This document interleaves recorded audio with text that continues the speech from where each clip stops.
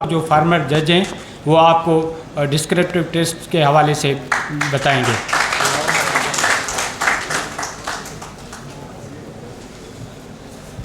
Thank you for having me before the very distinguished judges जिनसे हमने अपनी तैयारी के वक्त भी और अपनी जो शुरुआत के हमारे जुडिशरी के दिन से बड़ा सीखा इनसे कि किस तरीके से कोर्ट को चलाना है और किस तरीके से अब हम इस तरफ हैं वकीलों को डील करना है। सो वो सारी चीज़ें इन्हीं से सीखी हैं। अब डिस्क्रिप्टिव टेस्ट के हवाले से मैं सिर्फ एक बात कहूँ कि जितना भी हमें पढ़ना था या पढ़ाना था वो हमने लेक्चर्स में कर दिया था। जो एक महीना हमारा लेक्चर प्रोग्राम इम्तियाज़ शाह साहब की सुपरविज़न में चला था हाई कोर्ट में, सो बेसिकली ओवरऑल जो ओवरव्यू था पर्टिकुलर सब्जेक्ट्स के हवाले से वो पूरा मटेरियल अवेलेबल है। और वो अवेलेबल जो मटेरियल है जब आप उसको बेयर एक्ट आप थ्योरेटिकली पढ़ेंगे तो I think you will be very sure about your self कि आप उस चीज़ को कैसे प्रेजेंट कर सकते हैं ड्यूरिंग योर एग्ज़ाम। मैं प्रदीप साहब और असलम शेख साहब से एग्री करूंगा और ज़ीशान साहब ने बड़ा खूबसूरती से आपको बताया कि कौन कौन से पार्ट होते हैं और किस पार्ट पे ज़्यादा मेहनत करनी है, क्योंकि ये जो एग्ज़ाम है डिस्क्रिप्टिव टेस्ट ये कम्प्लीटली थ्योरेटिकल है। मैं सादा से ज़बान में कहूँ तो रटा मारना है। तो जितना हम अच्छा पढ़ेंगे बेयर एक्ट को, जितना हम हर पर्टिकुलर सेक्शन के इंग्रेडिएंट्स को समझेंगे, उन इंग्रेडिएंट्स को समझ के जब हम डिस्क्राइब करेंगे अपनी ही लैंग्वेज में, सो एग्ज़ामिनर हमसे मैं समझता हूँ वो खुश होगा। हर सवाल की अपनी रिक्वायरमेंट होगी। मैं ज़्यादा इस पे बात नहीं करूँगा कि तरीक़ेकार पे सारों ने बात करी है।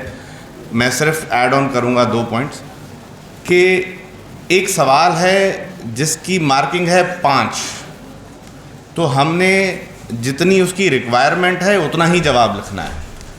अब अगरचे हम जिसकी रिक्वायरमेंट या जिसका जो रिज़ल्ट है, जो उसका जो रिवॉर्ड है वो 5 मार्क्स हैं और हम उस रिवॉर्ड 5 मार्क्स के चक्कर में 20 मार्क वाला क्वेश्चन छोड़ के वहीं उसी पे लग जाएंगे और 4 पेज भर देंगे, तो हमें उससे 20 मार्क नहीं मिलने, हमें 5 ही मिलने हैं। तो एनालाइज़ ये करना है कि जो क्वेश्चन है उसकी रिवॉर्ड उसका क्या है, उसकी वैल्यू कितनी है, उस वैल्यू के हिसाब से जो चीज़ मांगी गई है हमसे हम उसमें दें। लेट्स से एक क्वेश्चन आता है what is 7 rule 10 and what is 7 rule 11। तो 7 रूल 11 के 4 पॉइंट्स हैं, वो डिस्क्राइब करने हैं सिंपल कि भाई क्या क्या है। Client does not disclose cause of action, fees नहीं पे की, ओवर है या कम है, and suit is barred by law. So वो हम अगर जो उसको एनालाइज अपना करके लिखना शुरू कर देंगे या साइटेशंस लिखना शुरू कर देंगे, that would not justify the answer. वो 5 मार्क्स का सवाल है, वो जब 4 पॉइंट्स लिखेंगे 5 मार्क्स आपके इंशाल्लाह हो जाएंगे। जैसे ज़ीशान साहब ने मज़ीद कहा कि डाइवोर्स के ग्राउंड्स आपने लिखने हैं, तो वो डाइवोर्स के ग्राउंड्स ही आप लिखेंगे, डाइवोर्स के रीज़न्स नहीं लिखने कि भाई क्यों ले रही है। वो ग्राउंड्स जो भी उसमें प्रोवाइडेड हैं, जो Muslim family law ordinance dissolution of marriages act 1939 में प्रोवाइडेड हैं, वही ग्राउंड्स आपने मेंशन करने हैं कि क्या क्या ग्राउंड्स जिस पे मैरिज डिसॉल्व हो सकती है वो होनी चाहिए। एंड मेरे ख्याल में हमारे पास सिलेबस भी है कि हमें ये बताया गया है, सबको पता होगा मेरे ख्याल में। वो कंटिन्यूसली नहीं है उसको, वो जो हमें दिया गया था वही सिलेबस वही है। कुछ सब्जेक्ट है मैं जो आपको बताऊंगा नहीं पढ़ने हैं, कौन से ऐड करने हैं, हाँ। बाकी सिलेबस तो जो सिलेबस तो वही दिया गया है, परहैप्स आई थिंक कि उससे बाहर तो नहीं जाएंगे।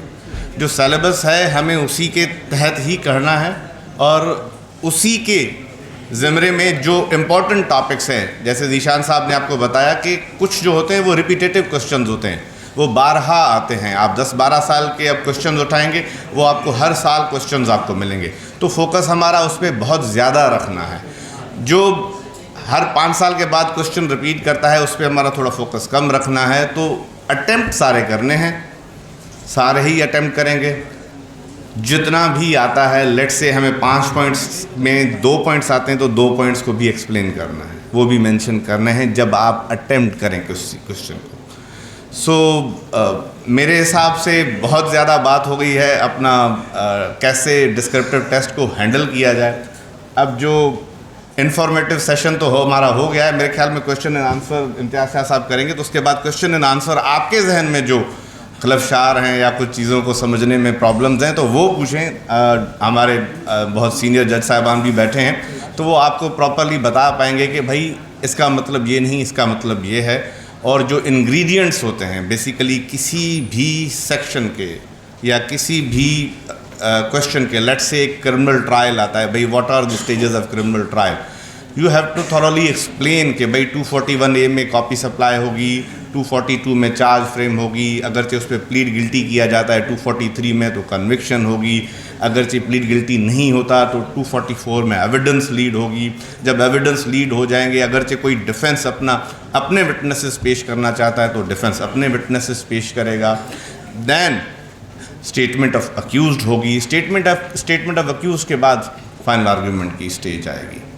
अगरचे प्रोसिक्यूशन अपना केस बिल्ड कर रही है अपने विटनेसेस की बुनियाद पे और डिफेंस कोई विटनेसेस पेश नहीं कर रहा, तो फर्स्ट प्रोसिक्यूशन अपना केस पेश करेगी। जो फाइनल सबमिशन होगी तो फाइनल वो है प्रोसिक्यूशन की तरफ से आएगी। देन डिफेंस उसको रिवर्ट करके the matter would be proceeded for the judgment. ये एक प्रॉपर प्रोसीजर है, उसमें जो 4-5 पॉइंट्स हैं, इंग्रेडिएंट्स होंगे। 241A के भाई कॉपी सप्लाई किया, ये मैंडेटरी है। 242 चार्ज फ्रेम होगा नॉट लेस देन 7 डेज, ये उसकी 242 की रूल है। चार्ज क्या है दैट इज़ वो एक अलग अपने हिसाब में एक टॉपिक है, उसको आप अलग पढ़ेंगे कि भाई फॉर्मल जो है रिप्रेजेंटेशन ऑफ एलिगेशन या फॉर्मल एक्सप्रेशन ऑफ एलिगेशंस हैं चार्ज। वो उसके अपना जो है नॉट लेस देन 7 डेज़ में चार्ज फ्रेम की जाएगी। अगर जो प्लीड गिल्टी होता है सिंपल प्लीड गिल्टी तो 43 में शो कॉज देकर नोटिस देकर आप प्लीड गिल्टी जो है उसको करके फाइन कर देते हैं या व्हाट्सोएवर जो अंडरगॉन हो जाता है। Then the matter proceeded to the 244 जिस पे एविडेंस लीड होती है। उसको थोड़ा बड़ा एक्सप्लेन करके जहाँ तक उस क्वेश्चन की वैल्यू है, अगर जो क्वेश्चन की वैल्यू 20 मार्क है तो जाहिर सी बात है 20 मार्क के हिसाब से लिखना है। अगर जो उसकी वैल्यू 10 मार्क है तो 10 मार्क्स के हिसाब से लिखना है। ऐसा नहीं है कि आप सेक्शन स्किप करेंगे, 10 मार्क का है तो 242 निकाल लें, ऐसा नहीं है। 242 भी मेंशन करना है लेकिन उसको ज़्यादा एक्सप्लेन नहीं करना।